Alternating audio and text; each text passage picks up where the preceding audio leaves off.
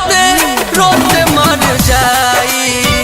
लगता यार रोते रोते मर जाई।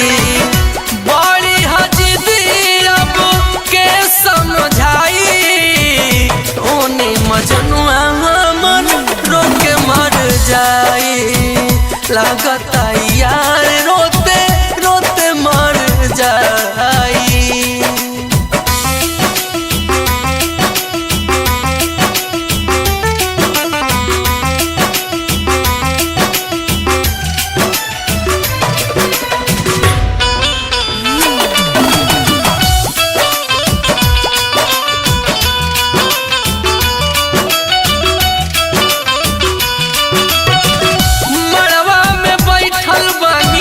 होके मजबूर हो पगला न जिए पाई। होके हमसे दूर हो का कहिए सखी सल्फास के गोली लेके घूमता। मड़वा में बैठल बनी होके मजबूर हो पगला न जिए पाई। होके हमसे दूर हो कैसे समझाई हम दिल के आखिरी बेरा उनसे मिलके। खाना नहीं खैले देखले खाना नहीं खैले देखले मड़वा छवाई। लागता मजनुआ रोते रोते मर जाई।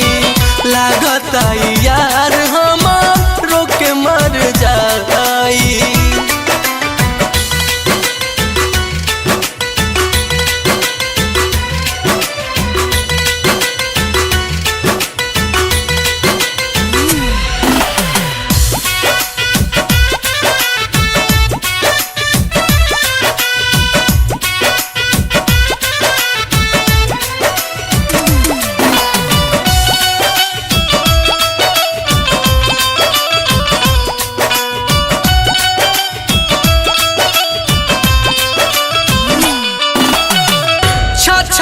तजिया रह जाता मचल के।